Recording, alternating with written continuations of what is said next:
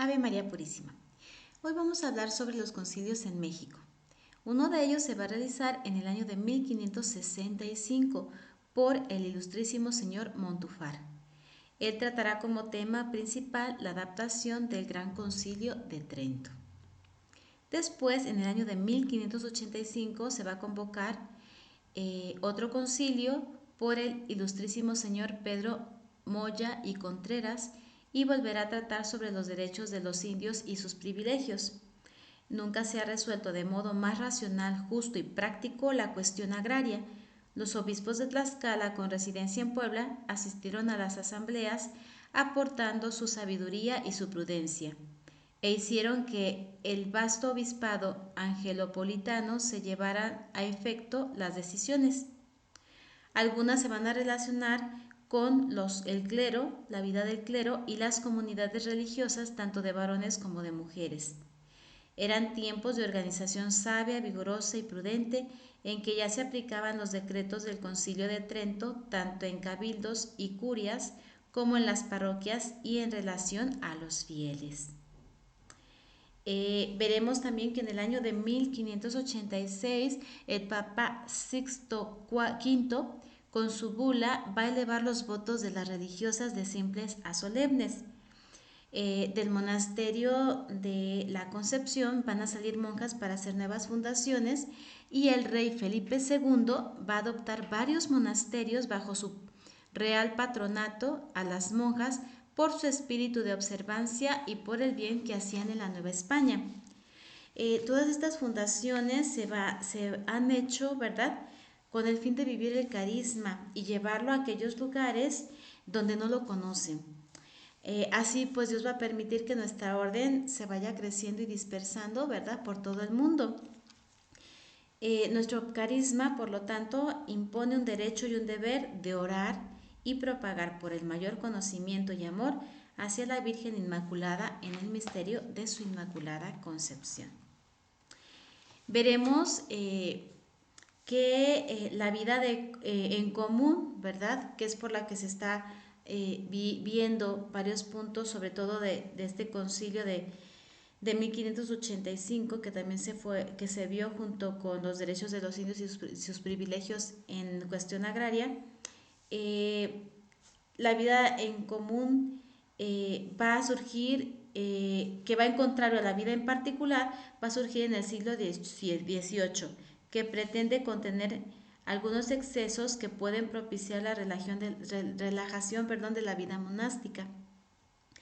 Las reformas más fuertes promovidas con este fin, de no llevar una vida particular en los monasterios, se dará en este siglo, y las tensiones provocadas en Puebla y México por las órdenes de sus diocesanos llegarán hasta Carlos III, que se veía presionado tanto por los detractores de la vida común como por los reformistas.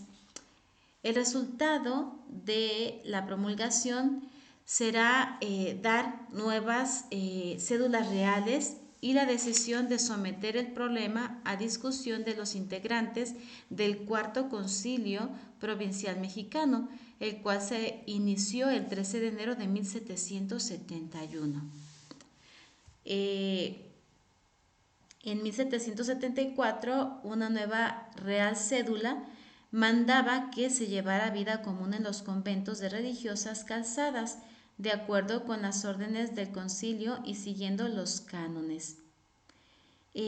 Vamos a ver que antiguamente en los monasterios de Europa se tenían la vida contemplativa, ¿verdad? Tenían las monjas o los monjes en sus monasterios, tenían lo que le llamaban, vivían las monjitas, pero también vivían otras personas, otras mujeres que les llamaban niñas, y tenían aparte sirvientes, trabajadores, ¿verdad?, que cuidaban las tierras, etcétera. Y gente seglar que se podía meter a las áreas de claustro, ¿verdad? Entonces se veía que una monjita podía ir a rezar con sus demás hermanas o a comer, pero hagan de cuenta que vivían como en departamentos aisladas, ¿verdad? Cada quien en su apartamento, o su cuartito, ¿verdad? con sus sirvientas que las ayudaban, porque pues eran monjitas calzadas, así se les llama a las monjas que no son de órdenes mendigantes, ¿verdad? Como les llaman descalzas a las órdenes que piden ayuda, ¿verdad? Que viven de la limosna de personas, se les llaman descalzas, como son las clarisas, las carmelitas, ¿verdad? Pero en el caso de las concepcionistas, eran monjas calzadas porque pagaban una dote. La mayoría de las jóvenes que ingresaban a los monasterios al principio de la vida monástica, pues eran hijas de reyes, de duques, entonces ellas entraban ya con una dote, ¿verdad? Una paga que se daba como para que mantuvieran a la joven durante toda su vida. Entonces se les llamaba calzadas porque ellas no vivían de las limosnas, sino que sí, claro, había gente que les regalaba cosas, ¿verdad? O les daban una cierta como manutención, pero ellas no estaban pidiendo la limosna, entonces vivían de una forma pues normal, ¿verdad? Pero empezó a causar que al vivir una vida particular, cada quien en su área, ¿verdad?, designada, y nada más se veían de vez en cuando en el recreo, en la cena, en las horas de rezo, pues empezaba a hacer que hubiera un relajamiento, ¿verdad? Porque quién iba a ver, quién iba a rezar, quién estaba en meditación, porque yo me puedo ir a mi cuarto y a lo mejor en vez de estar en meditación estoy durmiendo o estoy haciendo otra cosa o jugando, qué sé yo, ¿no? Y también el que la gente pudiera estar entrando en las áreas de claustro, como en el comedor, en el área donde hace sus reuniones, etcétera, pues impedía tener una vida en silencio, en meditación con Dios, ¿verdad? Entonces empezaba a relajarse el espíritu de la comunidad. Entonces se empieza a hacer estas promulgación de nuevas cédulas para que los conventos empiecen a decir, no, ya no va a haber sirvientes, ya las mismas monjitas y los mismos monjes van a hacer sus labores. Claro, si tenían terrenos grandes, pues sí se pueden tener trabajadores en los terrenos, pero no, ya no van a hacer lo que sí puede hacer la monja o el monje, ¿verdad? Van a rezar todos juntos, van a estar todos juntos en los oficios, eh, van a convivir todos juntos, ¿verdad? Nadie va a tener ciertos privilegios o ciertas cosas, todos vamos a compartir lo mismo, todos vamos a tener lo mismo, ¿verdad? Entonces esto va a causar, esa es la reforma, ¿verdad? De volver a las fuentes, de volver al deseo del fundador, ¿verdad? Y no irse relajando. Después vamos a ver entonces que con este siglo XVIII, obviamente pues no van a estar todos de acuerdo, ¿verdad? Porque ya tenían una forma de vida anterior, pero esto va a ayudar muchísimo a que todos juntos vivan el mismo ideal. Y lo veremos con nuestra hermana venerable, la Madre Josefa Lina. Ella, ya cuando veamos la fundación del monasterio de San Miguel de Allende, veremos cómo ella cuando pide...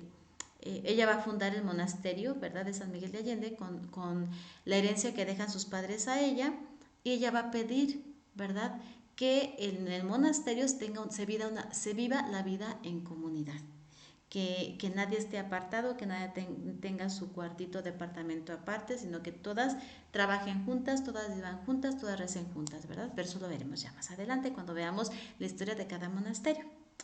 Ya para el siglo XIX, ¿verdad? Con las leyes de reforma de Juárez, pues van a empezar a proceder a desalojar a las monjas, ¿verdad?, de sus conventos y monasterios, y pues va a empezar una terrible etapa de destrucción de estos patrimonios, ¿verdad?, los cuales pues van a pasar a ser cuarteles, ¿verdad?, establos, bodegas, eh, y otros pues, van a ser totalmente destruidos pues para realizar este, calles o algún